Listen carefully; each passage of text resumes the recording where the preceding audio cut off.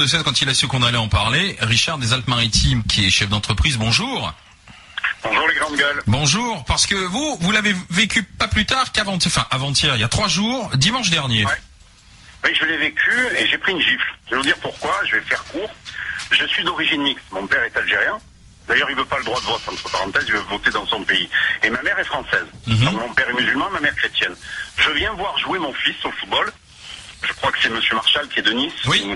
Je sais pas. Oui, tout à fait. Au Cavigal. Oui, complètement. Ouais. Club illustre. Oui. Voilà. Et je viens voir jouer mon fils. Et tout d'un coup, un petit jeune qui est là avec un petit groupe. Évidemment, je les regarde. Dedans, on a des gens d'origine maghrébine et africaine. Je suis là, j'ai l'habitude, c'est le football, je regarde. Et puis tout d'un coup, j'entends, en parlant au gardien de but de l'équipe adverse, « Oh, sale mangeur de porc !» Oui, ça. Je suis là, je prends le jeune, il était sur le grillage, je l'ai aidé à descendre pour aller plus vite. Et je lui ai dit, mais dis-moi, qu'est-ce que tu dis? Et comme quand je suis mal rasé, je suis un peu typé, j'ai vu dans ses yeux qu'il pensait que j'étais de son côté. Je sais pas si vous voyez ce que je veux dire. Et tout d'un coup, je me suis vu un attroupement, et il me dit, mais c'est des sales Français. J'ai dit, mais pauvre connard.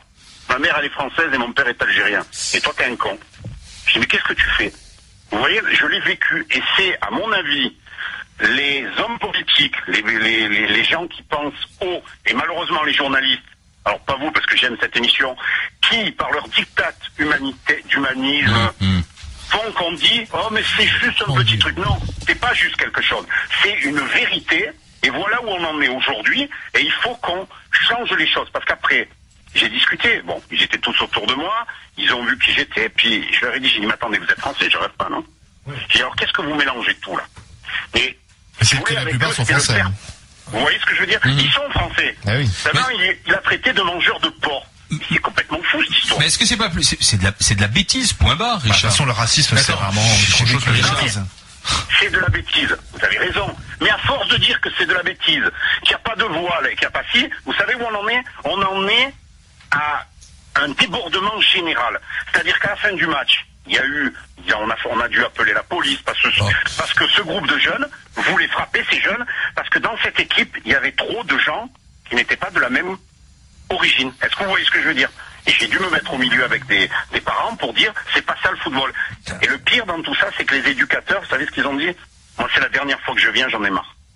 Ah oui, ils ont baissé les bras aussi, quoi, en fait. Voilà. Ouais. Voilà. Et ça, il faut quand même que vous en soyez conscients, vous, les gens qui avez la parole. À un moment donné, à force de minimiser et de dire c'est une exception, non, ce n'est pas une exception, c'est une réalité, parce que ces jeunes, ils n'ont plus de repères. Dans la religion de leurs parents, et dans la coutume de leurs parents, c'est le faire par le faire. Et on a enlevé ce droit aux parents qui ont démissionné, ça veut dire que maintenant, ils exercent, eux, un chantage à leur origine, parce qu'ils sont pas plus musulmans que moi je suis orthodoxe. Alors Richard, on va en parler justement, puisque avec cet exemple concret, on va voir si, à travers la réaction, et je vous remercie, et bonne journée à tous mes amis niçois. Salut. Elle vient de le récupérer. C'est l'origine. En fait, je t'explique. Ce qui m'intéresse, je t'explique. Il est français, mais son grand frère s'est converti à l'islam. Son grand frère, c'est pas lui. Il s'est marié avec une Marocaine, il s'est converti. C'est pas lui. Oui, mais bon, c'est déjà bien. Mais non. On verra. Pourquoi? Mais non. On verra, je sais pas. Je sais pas, on verra. Mais non, mais c'est bon. On va voir. En tous les cas, j'ai réussi à avoir. Pourquoi t'es pas d'accord? Français musulman? Ouais. Non. Pourquoi? Je te remets à vie. T'es sérieuse là? Non, je suis pas d'accord avec elle. Si les Français deviennent musulmans, c'est bon ou pas? Non. Si, pourquoi? Mais si. Oui, mais attends. Non, mais il aime Gaouli Muslim ou Chabouti bien. علاش؟ Non, carrément. C'est haram ce que tu dis. C'est pas bien. C'est interdit par l'islam ce que tu dis. C'est interdit. Un musulman français, t'as pas le droit de refuser. Non, le débat, c'est un homme musulman, même s'il se convertit, il veut pas bon. Mais s'il veut pas, tu vas faire contre son plein gré. Bah voilà. Je suis pas d'accord, arrêtez. Là, vous étiez en train de me faire un débat sur un non-musulman, c'était pas bon, et maintenant qu'il est converti, c'est pas bon aussi. Non. Qu'est-ce que t'en penses, t'es converti? Bah, je lui ai parlé. Elle m'a dit converti, c'est bon. C'est bon, d'accord. C'est un vrai converti. Ah, c'est bon, même nous, on pratique pas. Attends, arrêtez.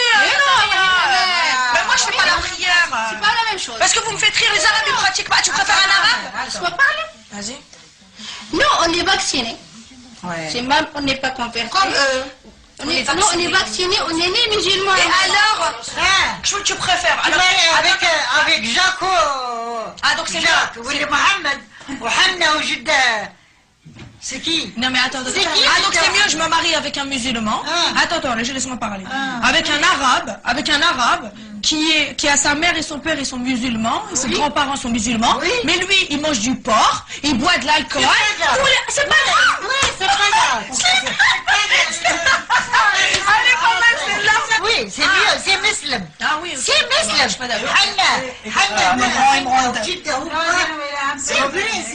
Façon de traiter les événements qui parfois nous poussaient à l'interrogation. Exemple, dès qu'il y avait un black ou un arabe qui était victime d'une insulte raciale, d'une agression, des fois pas forcément un truc raciste, hein, tu sais, il a fait une connerie, il s'est fait tabasser, bon. Et là, on avait des directives du national, il fallait impérativement traiter l'affaire, c'était le racisme et tout. Puis moi, je me rappelle de 2 cas qui sont bien précis. Dans le gars s'appelait Jean-Pierre. Un couple de Français de souche qui se promenaient dans la rue se sont fait agresser, tu vois. Il y avait une bande de racailles de quartier. Et ils se sont adressés à nous. Donc moi, j'étais dans l'association, ils se sont adressés à nous. Et à un moment donné, ils ont fait part de ce qu'ils avaient subi. Alors, sale français, sale guerre, on va vous défoncer. Pendant que le mari se faisait tabasser, la femme, elle se faisait insulter. Sale blanche, va faire ça ta race, tu vois. Et c'était vraiment du racisme pur, quoi. C'était, en même temps qu'on tabasse le mari, la blanche, on te salit, tout. Donc, ils se sont adressés avec nous. Et lorsque le national a été informé, ils ont fait une directive. Ils nous ont dit, les gars, ça, c'est de l'ordre du droit commun. C'est de la délinquance sur la voie publique, ils se sont fait agresser, laissez tomber cette affaire. Nous, ça nous a choqués parce que, si tu veux, pour nous, on n'a pas hiérarchisé le racisme, quoi. Dès lors où tu es victime d'une intolérance, tu rentres dans le cadre d'SOS. Et puis une deuxième affaire, c'était là, pareil, un homme, donc qui sortait de boîte et qui a eu, pareil, lui par contre, ils lui ont mis un coup de balafre. Ils l'ont insulté de tous les noms, donc il avait été blessé au visage, et il s'adressait à SOS Racisme à l'époque. Et pareil, dès qu'on est monté au créneau, on nous a dit, s'il vous plaît, parlez pas de cette affaire. Bon. Alors on s'est posé quand même beaucoup de questions, on s'est dit, attends, il y a un système racial, il y a des races qui sont reconnues, d'ailleurs la Constitution, comme le droit international dit, incitation à la haine raciale, donc on sait qu'il y a des races, mais apparemment pour SOS Racisme, il y a les races asiatiques, africaines, eurasiennes, mais il n'y a pas la race blanche, quoi. Et un autre fait qui nous a, alors là c'est un peu mon parcours, c'est que c'était une plateforme de recrutement, parce que c'est de là qu'on allait à l'UNFID, ou bien on allait au MJS, donc au Mouvement des Jeunes Socialistes. Et tous les cadres, tous les responsables, c'était des mecs du PS. Et forcément, quand tu évolues à SOS, tu finis par évoluer au MJS, ce qui a été mon cas pendant 3 ans. Et je suis resté 10 ans à la fédération du Parti Socialiste en Gironde. Oui, à Gironde. Et ce qui est rigolo, c'est que de l'extérieur, tu penses que c'est une association, tu vois, qui voue ses actions, ses engagements, la lutte contre le racisme, et puis tu te rends compte que c'est du pipeau. Tu vois, parce que nous, ce qu'on a vu, c'est beaucoup d'emplois, et j'allais dire fictifs. Tu vois, si tu veux, même un SOS Racisme avec le long terme, c'est devenu une espèce de lieu où, si on n'arrive pas à caser les gens au PS ou sur une liste électorale, on leur propose un emploi à SOS Racisme. Et au fur et à mesure, ça s'est vachement bureaucratisé et c'est devenu un lieu de... Tu sais pas quoi faire d'un gars, tu le mets à SOS. Et ça, c'est un peu compliqué à gérer parce que à un moment donné, les gens qui viennent, ils viennent pour le taf, donc ils viennent plus pour la cause. Donc c'est plus idéologique. À SOS, tu as deux racismes qu'on peut pas condamner. Qu'un juif, il insulte une autre race, tu trouveras jamais un procès. Donc il y a un racisme que tu n'as pas le droit de condamner. Et puis il y a le deuxième, c'est celui du racisme anti-blanc. Alors lui aussi, voilà. Aujourd'hui à SOS Racisme, tu es noir, tu es asiatique, tu es arabe, tu es une femme maghrébine, hein, ou black, tu es victime de discrimination, viens. Voilà, nous tu nous intéresses. Maintenant, tu es victime d'un patron juif ou d'une bande de racailles qui te dit, parce que moi j'ai entendu, hein, j'étais même témoin de scène, j'ai vu des gens dire à des Français de souche, leur dire mais casse-toi, nous pendant 130 ans vous nous avez colonisés, maintenant on est là pour vous emmerder et tout, et ça se lâche, ouais, espèce de sale blanc, ouais. Tu vois, et ces gens ils sont venus, moi je pense surtout à ce mec là, Jean-Pierre. Le mec il a pris une balafre. Il a pris un coup de couteau. Et les mecs, ils se sont acharnés sur lui, l'ont tabassé, et lui, il est venu pensant naïvement qu'à SOS Racisme, on allait prendre en compte ses souffrances, ses douleurs. Nous, on a reçu une directive de Paris, on lui dit non, laissez tomber. Donc, il y a un racisme qui est beau à traiter et un autre qui est pas beau à traiter. Il y a un racisme médiatique qu'il faut mettre en avant et un autre qu'il faut pas mettre en avant. Et maintenant, SOS Racisme, moi, j'espère, d'ailleurs, ils ont été épinglés par la Cour des comptes plusieurs fois. Et j'espère franchement qu'un jour il y aura un audit sur cette association. Le fait qu'elle ait été censurée de YouTube et de Dailymotion, vous trouvez ça normal? Oui, on nous cache toujours la vérité, on nous montre que ce qu'on vient de nous montrer. Ça, forcément, ça choque. Alors que l'inverse, ça choque moins. C'est quoi l'inverse? L'inverse, ça serait un noir ou un arabe qui serait tabassé par des Français. Là, tout de suite. Et justement, le jeune s'était fait voler son portefeuille. Est-ce qu'il aurait mieux fait alors de ne pas réagir et de se taire et puis d'aller porter plainte c'est ce que on nous apprend à faire au final. Donc au final on est obligé de réagir comme ça parce que de toute façon on est toujours coupable de racisme et autres dès qu'on se défend. Alors que c'est tout le temps nous qui sommes agressés au final. Et donc le policier qui a mis en ligne cette vidéo va perdre son emploi. Est-ce que vous trouvez ça normal? Non, je trouve ça normal. Et je trouve que c'est même très bien de l'avoir mis sur internet parce qu'au moins on voit comment ça se passe. Et le policier a déjà été mis à pied alors que finalement les agresseurs n'ont toujours pas été jugés. Alors là, voilà, ça c'est... ils ont plus vite fait réagir à mettre à pied le policier qui... il a peut-être pas le droit de faire ça, mais les agresseurs, eux, c'est toujours en attente d'être jugés. Et puis Est-ce que vous trouvez normal qu'ils soient mis à pied? Non. Parce que ça reflète vraiment...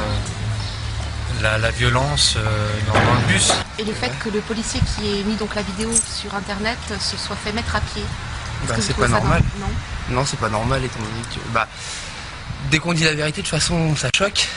Alors que ça aurait été l'inverse, ça aurait été une bande de 3 blancs qui aurait agressé un noir, il l'aurait mis sur internet, ça aurait été jugé comme acte de bravoure, de dénoncer du racisme et tout ça. Alors là aussi c'est du racisme, mais c'est l'histoire qu'on veut étouffer. David, tiens, qui est agent SNCF en Haute-Garonne. Bonjour David. Bonjour Monsieur Bourdin. Bonjour, qu'est-ce que vous dites mon cher David? Alors je me présente, je m'appelle David, je suis contrôleur SNCF dans la Haute-Garonne, j'ai 43 ans. Oui. Et j'interviens souvent entre Toulouse et Paris-Montparnasse sur le TGV et sur le train intercité entre Bordeaux et Marseille-Saint-Charles. Alors moi ce qui me gonfle un petit peu, c'est que tout à l'heure il y avait donc un auditeur qui disait il y a le racisme primaire, là il y a le racisme de l'avant-primaire, c'est-à-dire qu'il y a des gens donc qui nous arrivent parfois de par notre métier soit de régulariser quelqu'un ou soit de mettre un procès verbal, et quand c'est un maghrébin ou quand c'est un noir, on est raciste. Alors à un moment donné, donc il y a une question d'équité sur un train. Pourquoi, et parce que je mets aussi donc des PV donc à des blancs, je vous rassure de suite, pourquoi donc on est catalogué raciste parce qu'on met soit un procès verbal ou soit on fait un billet donc à une personne qui n'est pas de la même couleur que nous. À un moment donné, ça me gonfle parce que il y a des gens dans le train des fois qui prennent leur défense et des fois ça fait effet domino et c'est un peu la révolution dans la voiture. Alors je sais pas parce que donc ça c'est un argument facile et je sais pas comment je pourrais donc stopper cette hémorragie là parce que c'est très dur dans notre métier donc à le gérer cette histoire. Oui, évidemment, vous traitez de raciste, oui, mais évidemment, David. Ça, c'était malheureusement. Et donc j'en parlais avec la douane, parce que des fois je bosse avec la douane sur l'axe pour aller sur le pas de la Casse, et donc il y a Andorre vers chez nous. Oui. Et il y a des trafics de cigarettes surtout. Et donc la douane intervient aussi dans les trains entre la Tour de Carole et Toulouse-Matabio, et c'est pareil avec eux, et c'est pareil aussi avec la police. Alors à un moment donné, c'est des arguments qui sont très faciles, mais qui nous pourrissent la vie. Oui. Voilà. C'est ce que j'avais à dire ce matin. Merci David, bonne journée. Merci à vous monsieur Bourdin et bonne journée à vous. Au revoir David. Une catastrophe qui fait écho évidemment à l'accident de Bretigny il y a moins de 15 jours. Une information judiciaire pour homicide et blessures involontaires vient d'être ouverte.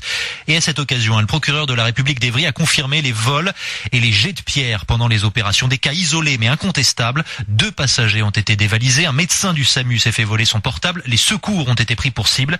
Témoignage RMC ce matin d'Éric, pompier professionnel, arrivé très tôt sur les lieux. Il a dû faire face à certains jeunes très agressifs. Enfin, moi, par exemple, j'ai pas arrêté de me faire insulter dans tous les sens, quoi. Fils de pute, machin, sale blanc, j'ai pris sale blanc dans la gueule plusieurs fois.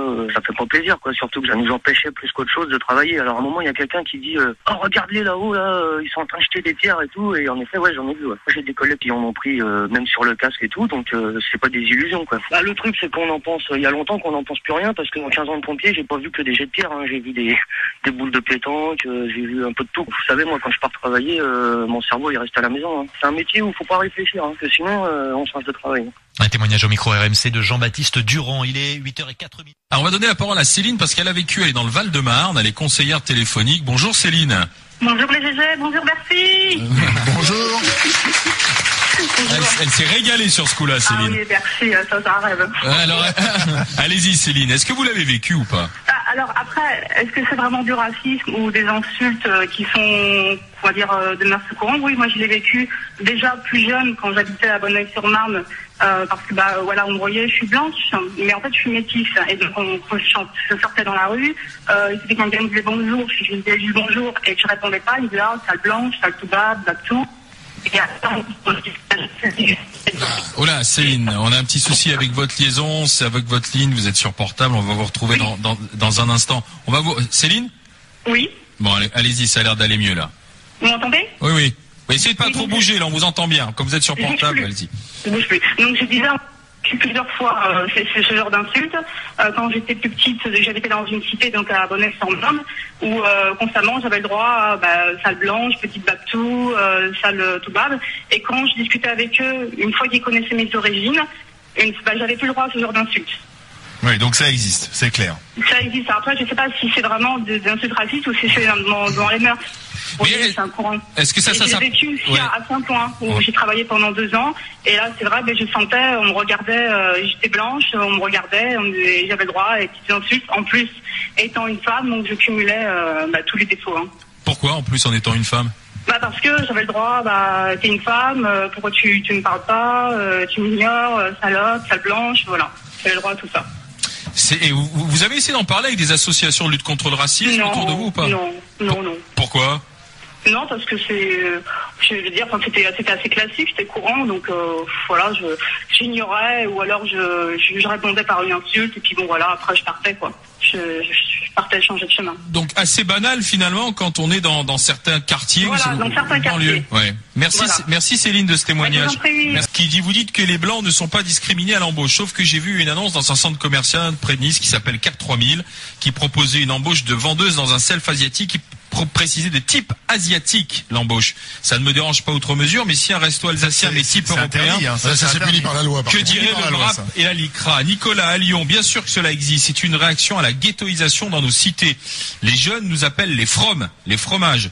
On fait un travail éducatif dans les écoles. Johnny Blanc, fromage. Pour leur faire comprendre que c'est aussi du racisme, chose qu'ils subissent et que leurs parents subissent. En fait, avec la crise, tout s'aggrave, me dit-il. Catherine, qui est dans le Rhône, m'écrit: je suis enseignante, je suis dans un lycée professionnel, j'ai une majorité d'élèves d'origine maghrébine, de confession musulmane, et les quelques élèves d'origine franco-française souffrent énormément d'un certain racisme de leur part, colibés sur leur religion, sur le fait qu'ils mangent du porc, vexation quotidienne. À telle enseigne que l'année dernière, certains des élèves traités de sales blancs ont démissionné et sont partis dans les structures privées. Alors aujourd'hui, il serait très très imprudent de ne pas réagir contre ce phénomène, voire de le nier au titre de la bien-pensance, sinon la République risque de le payer très cher à court terme. Nuela, qui est en Seine-Saint-Denis et qui m'écrit: salut les grandes gueules, vendredi dernier avec mon époux on est allé faire nos courses et on a mis la main sur on on a mis sur le tapis 5 bouteilles de Bordeaux. Bon, c'est du Saint-Émilion pour ne pas le citer. Nous avions du monde le dimanche. Puis il y avait une personne derrière nous d'origine maghrébine qui nous a traité, mon époux et moi, de Roger. Alors, on va bien dormir ce soir. Sur le coup, j'ai pas compris. Par la suite, j'ai tout de suite compris. Il a inversé le truc. Si moi j'avais dit, tiens, Mohamed ou je ne sais quoi, j'aurais eu droit à des réprimandes sévères. Bonne journée à tous, me dit-elle. C'est un article donc du Midi Libre de ce samedi donc 10 août 2013. Il titre Nîmes, il squatte la piscine d'un couple de retraités à cause du ramadan. Oui, vous avez bien entendu, à cause du ramadan. Donc, dans un lotissement près des Tours de Val-de-Gour, une bande de jeunes de 12 à 25 ans sévit chez un couple de personnes âgées. Quel courage. Le comité de quartier de l'Alouette est monté au créneau pour faire arrêter ces agissements.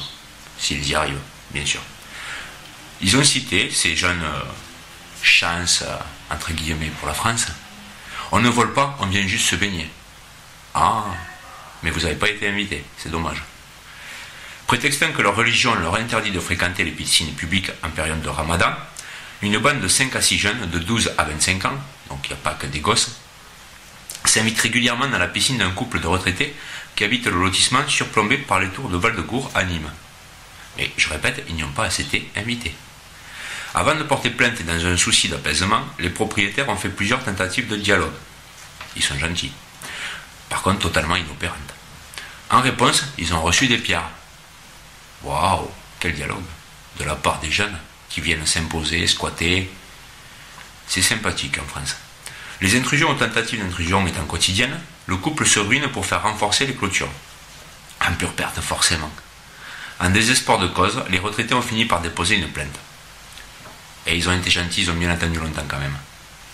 Dimanche 28 juillet, la police est donc intervenue et a appréhendé 3 des squatteurs de piscine qui ont été conduits au commissariat. On n'a pas la suite, mais ça ne m'étonnerait pas qu'ils aient été relâchés dans l'heure suivante. Le lendemain, le 29 juillet donc, un passage d'1 mètre a été à nouveau découpé dans le grillage. Eh bien, ils ont été vachement impressionnés par l'arrestation. Merci Monsieur Valls, merci Madame Taubira de répéter que ce n'est pas leur faute et en plus de leur montrer qu'ils n'iront pas en prison régulièrement s'ils agissent de cette façon. Vous montrez le bon exemple, la preuve. Alors, je cite Madame Madeleine Salle. Comme ces jeunes arrivent en bande, ils intimident ce couple de personnes âgées. Qui ne seraient pas intimidés par une bande, surtout 2 personnes âgées face à une bande de jeunes racailles, et pas chance pour la France, forcément qu'ils sont intimidés, les pauvres. Ils n'ont pas envie de se faire tuer, je pense. Ce qui est un peu normal. Donc, cette personne, Madame Madeleine Salle, est présidente du comité de quartier de l'Alouette et apprend une cohabitation respectueuse et sereine. Pas de bol pour elle, il y en a d'autres qui ne pensent pas comme elle. Pour eux, la cohabitation, ça s'appelle plutôt de l'invasion. Alors, je vous rappelle tout de même qu'une fois, je vous rappelle tout de même encore une fois, désolé, mais ça m'énerve cette histoire, donc j'en perds un petit peu mon latin, comme on dit. La ville de Nîmes fait encore une fois la une des journaux à cause de la montée du communautarisme religieux, ou plutôt communautarisme islamique, parce qu'aux dernières nouvelles, le ramadan, c'est pas chez les catholiques, ni les juifs, ni les bouddhistes, ni autres religions que vous voudrez bien me dire. Donc, ça va un moment de se voiler la face, mais il faut quand même être objectif, voir la vérité en face, justement, et dire ce qui est. Pas comme les médias de la TV française, qui ont tendance à vraiment passer sous silence tout ce genre d'action. Par contre, ça serait un autre, il s'appellerait, David. Il irait squatter chez une personne musulmane, on va dire ça à tout hasard. Alors là, ça ferait les gros titres, on le passerait toute la journée, par exemple, sur BFM, iTélé, etc. Il n'y a pas de souci pour ça. Autre fait divers du jour qui a été publié par la Dépêche à Toulouse. Donc, celle-ci est aussi assez révoltante. Ça en fera que 2, hein. 2 que les médias taisent, mais qui sont quand même assez choquantes et assez édifiantes. Donc, le titre, agressé place du Capitole lors d'un enterrement de vie de jeune fille. Eh oui, attention mesdames, quand vous enterrez votre vie de jeune fille, ça devient dangereux, à Toulouse aussi. Donc, je cite la jeune dame, ils ont gâché ma fête, ils ont pourri ma soirée, mon week-end, mon mariage. La femme qui s'exprime est en colère. Il y a de quoi quand même. Et le temps qui passe ne la calme pas. C'est encore s'attaquer à un groupe de femmes, quel courage. En plus à une dizaine. Bien sûr, tout seul, ils vont rien faire. Hein. Grande gueule, mais pas grand chose dans le pantalon. Hein. Ensuite, qu'est-ce qu'elle nous dit, cette brave dame? Alors, de quel droit ces gens m'insultent? De quel droit frappe-t-il ma sœur? Waouh, ils s'en prennent à une femme. Très courageux. De quel droit tape-t-il sur une adolescente de 16 ans? C'est une honte. Et je la comprends. Je comprends ces mots. C'est vraiment une honte de taper sur une jeune et de taper sur des femmes. Alors pour moi, je le dis bien haut et fort, les mecs, quelle que soit leur religion, qui frappent une femme, ce sont des merdes. Juste des merdes et des lâches. C'est clair, c'est net, c'est précis. Mes paroles sont claires. Voilà. Des merdes. Jeudi après-midi, avec un groupe de 8 copines, Carole déambule dans Toulouse. À 2 jours de son mariage, cette future maman de 29 ans, elle est enceinte de 5 mois, la pauvre. Enfin, pas la pauvre d'être enceinte, bien sûr, hein. La pauvre de se faire agresser en étant enceinte, et en plus, quand elle enterre, je comprends. Hein. Donc, elle a juste l'intention de s'amuser, bien sûr. Comme tout le monde, c'est une tradition chez nous, enterrement de vie de garçon, enterrement de vie de jeune fille. On s'amuse, on délire. On ne fait mal à personne, on s'amuse juste. Donc, elle se promène donc avec ses copines. Ils lui ont attaché un pénis gonflable sur la poitrine. J'aurais bien aimé être là pour voir ça, ça devait être assez marrant quand même. Voilà. Mais bon, il n'y a rien de méchant, il n'y a rien de choquant. C'est de l'humour, c'est de la dérision. Voilà. Donc, place du Capitole, des jeunes garçons s'approchent et commencent à lâcher des insultes sur fond de religion. Oui, oui, sur fond de religion. Et on sait bien laquelle, bien sûr. C'est pas des cadeaux. Donc, il n'y a eu aucune provocation de notre part. Même devant leur agressivité, nous nous sommes écartés vers la cour Henri IV pour enlever notre déguisement, explique la future mariée. Elle est gentille. Elle s'est même soumise pour enlever son déguisement pour ne pas attiser la haine. Elle a fait ce geste, alors qu'il n'y avait pas de raison. C'est pas elle qui venait haineuse. Mais ce repli n'a pas eu l'effet escompté. Au départ, sur la place, ils étaient 5 ou 6, mais bien plus nombreux après.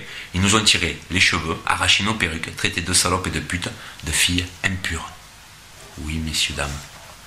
Voilà ce qu'ils ont osé faire. Ces braves gars courageux, c'est chance pour la France.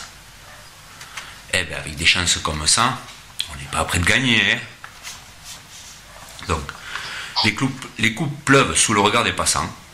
Personne n'a bougé, merci. Même l'agent de sécurité du Capitole. Je l'ai vu passer la tête basse et vite repartir dans son bureau. Quel courage, elle cite. Ce n'est pas moi, c'est elle. Mais bon, j'espère qu'il était parti sonner l'alerte. Comme elle aussi le suppose. Ils vont mieux supposer ça d'ailleurs. Donc, très vite, en effet, des policiers nationaux et municipaux sont arrivés. 8 suspects ont été interpellés. Des garçons âgés de 10 ans. Waouh, 10 ans. 12, c'est pas mieux. 15. Ouais, on va dire c'est l'adolescence qui est... Les hormones qui travaillent, on est un peu bête du cerveau. Et 21 ans. Plus d'excuses à 21 ans. En garde à vue, tous ont expliqué être intervenus pour séparer agresseurs et victimes. Ah ben comme par hasard. Et donc en fait, alors si tout le monde sépare, il n'y a plus d'agresseurs dans l'histoire. Il sépare qui? On prend pour des cons ou quoi là? Ils ont été laissés libres hier. Ah tiens donc. L'enquête se poursuit. L'exploitation des vidéos permettra peut-être d'identifier les agresseurs. J'adore le peut-être. J'espère qu'ils vont être identifiés, ces petits cons. J'espère qu'ils vont être interpellés, jugés, reconnus coupables et emprisonnés. Hein, Madame Taubira? Hein, Monsieur Valls? Emprisonnés. Pas relâchés en liberté. Vous comprenez la différence entre les deux mots là? C'est pas tout à fait la même chose. Je vous l'expliquerai si vous voulez.